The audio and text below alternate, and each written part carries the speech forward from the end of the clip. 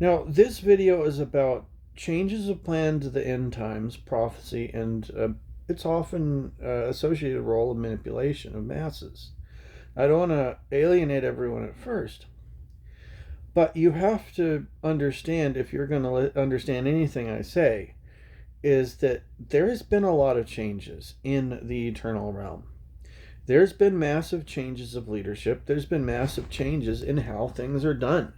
Now, in order to explain this, many have said, oh, well, timelines are changing. There's a lot of timelines for every scenario, and sometimes they change. Well, honestly, that's a way of explaining things to people so that so they know that there's been changes made, but it's not because of timelines. That's just another excuse to get people to buy into it. But let's look at what has really happened. The previous administration, the council, the Great Council of Heaven, they used prophecy a lot. And whether you're talking about people like Isaiah in the Old Testament types, or John the Revelator, which they didn't actually have any public connection with, or Edgar Casey, you have people that are told things which are fulfilled later, and this is a form of manipulation. How this works is by having things fulfilled one or two generations later, then whoever was saying that, people are going to buy everything they're saying, and this is something the council is planning on. This they knew full well that they'd take advantage of. Everything that Casey said about Atlantis and about all these other things, then suddenly people are going to buy hook, line, and sinker, and that's a way of getting the elites, the human elites, of which are not elite. They're horrible people.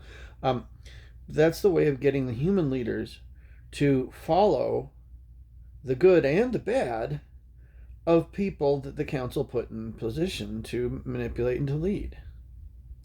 So you need to understand, if you're going to understand anything, that future prediction was a tactic that, on the back end, how it worked was you come up with things that you want to accomplish or believe you can accomplish, tell that to the person, that some human that can get your messages, and then you can then put in a bunch of other stuff that you want people to believe later, and then when one thing gets filled, then there you go. But how does this work going forward? How does this work with the new leadership? If you understand, the council was found guilty of many crimes against humanity, and they were put out of their place. And we have the ancient ones, we have the ancient civilizations here to help. And they work differently. So you need to understand a basic, simple point. Is if you have to prophesy in long time in advance for the end of the world times for people to know and accept a time that is really rough and horrible, that means that you are planning on making it rough and horrible.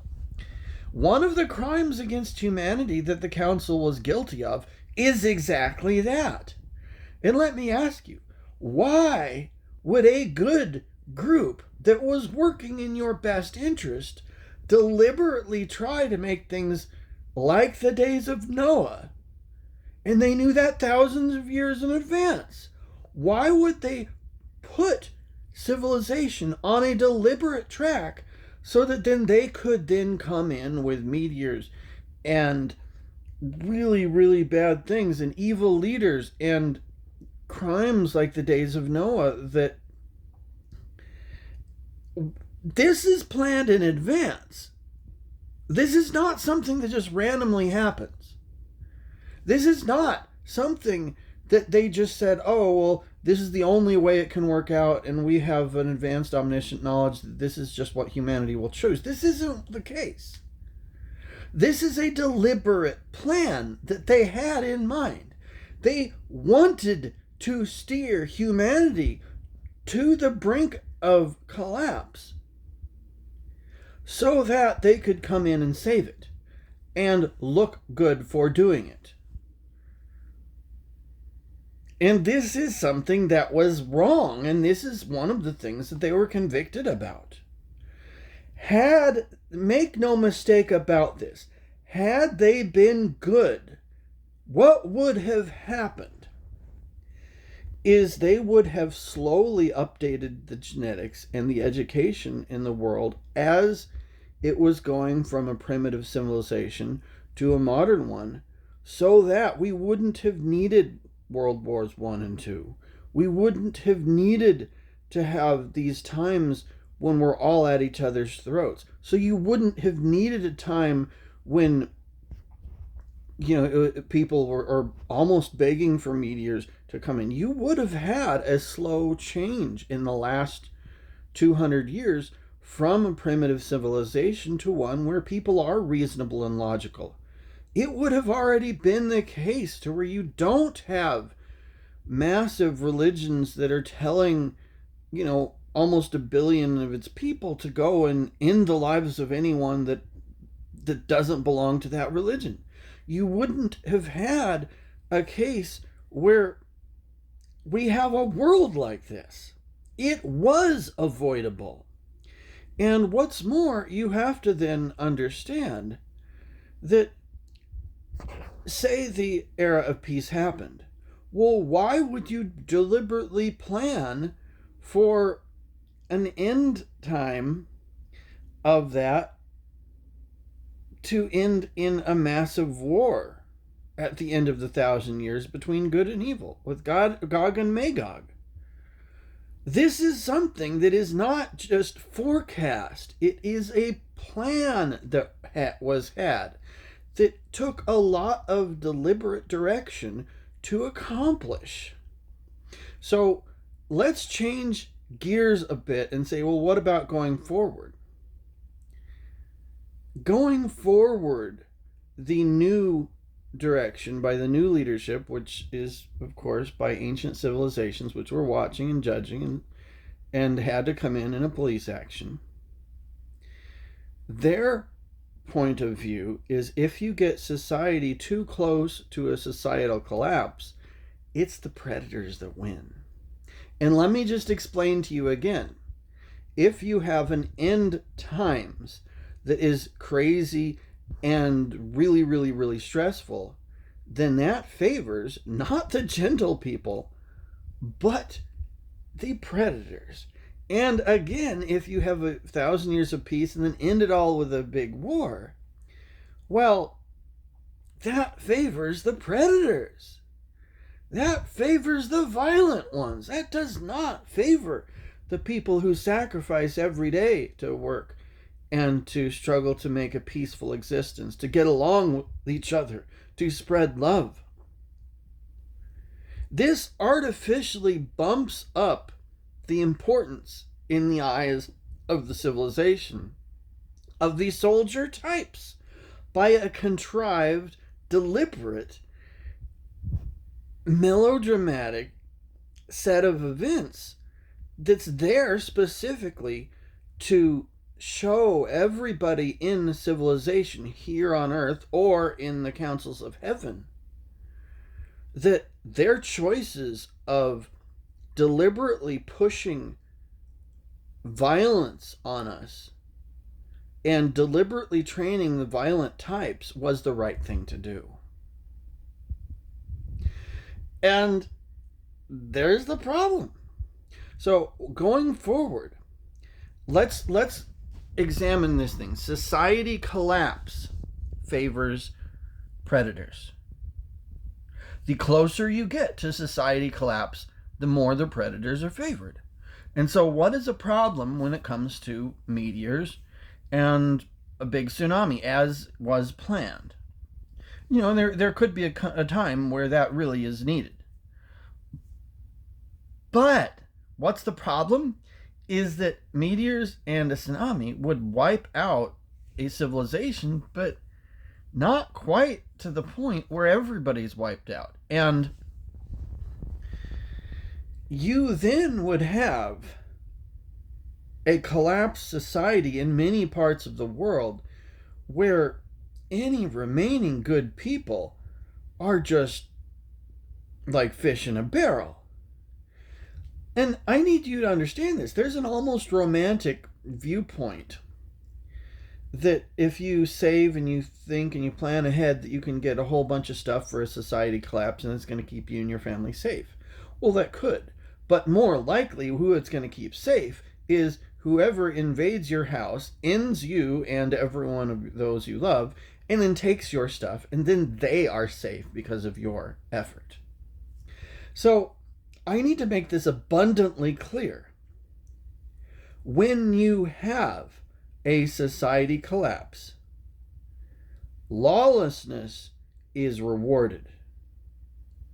Patience, dedication, and every single process and personality trait that is valued and needed in any truly eternal civilization is now a detriment. And this is why such things were planned by the council. And this is why the council is no more.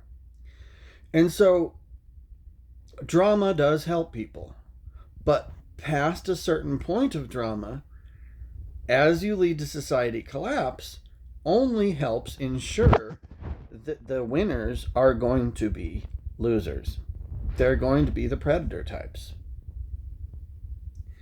So, unfortunately for everyone here, we got pushed to the brink of a pretty darn near society collapse. And it's not easy to fix that. And there's going to be a lot of drama. And I'm not going to just sit here and tell you every single plan that the new people have. One, because they're a lot more tight-lipped than the others. They don't like sending a lot of advanced prophecies of what they do. They don't like broadcasting everything in advance. They do like telling reasoning behind their decisions and making the best decisions in the moment. So what I am going to tell you, though, is their thinking. And their thinking is that the whole end times scenario here was proof of deliberate, long-lasting action by a criminal council to, instead of slowly building society in a way that favors the just and the kind, that they would push it to the brink of collapse to deliberately reinforce the importance of their flawed logic, their flawed argument, and they're pushing violence on everyone and pushing the importance of those that can do the most violence. The end times is a testament to how badly messed up the council that was leading us is. Had they been more righteous, the last 200 years would have been a slow transition where the genetics of the world were updated quietly in the back end with nobody knowing. And instead of things like World War I and II happening, you would have seen conflicts slowly getting lower and lower, the political environment of the world getting better and better at weeding out problems. You would have seen a more wise attitude from humanity as a whole to not accept leaders who want to rub out everyone else that isn't a picture of exactly what they teach. You would have seen a more wise and kind civilization with less drama that favors the patient, that favors the long-suffering, that favors those that build peace and love every single day. That is what you would have seen. You wouldn't have seen a scenario in which there has to be tons of suffering. And this is the goal for the future. It's going to take some time to get there.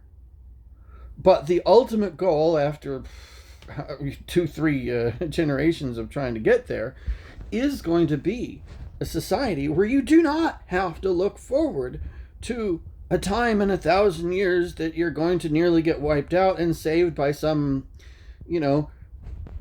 big beefy guy that can do as much violence as he wants, and of course turn around and be really nice, because that's an illusion. Society is going to be stable.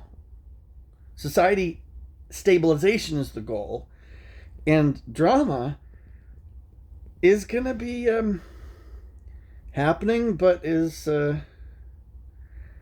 Well, it needs to be managed.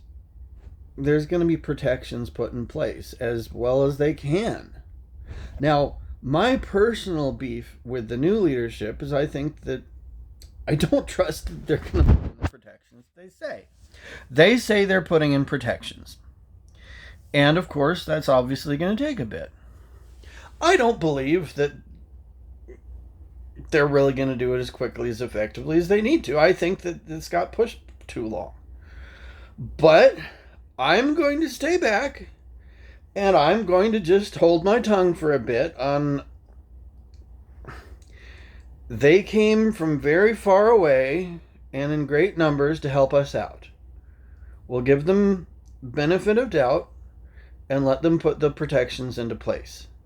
It isn't going to be calm and it isn't going to be gentle for a while, but their next job is to start getting things turned around, get protections in place. So we'll watch as they hopefully do that. And I do have some reservations, and I do have some things that I'm worried about if they're going to actually do. But I've given you the theory behind it. You have questions, let me know. This is the theory, and I wouldn't expect any specific prophecies to actually work. What decisions are being made at the moment. And if the drama can be tied into this or that prophecy as they're getting along for convenience and to help out people and believe in the timelines and that's how we were taught, hey, then that'll be done. But understand this. Prophecy and past things that are taught, it's a convenience. And like if it can be done and still do what they're planning, then they'll fill prophecies. Otherwise, they're just going to do whatever they want and whatever they think is good, and we're just going to have to later learn that, hey, we were lied to. Questions, let me know. But this is what's going on.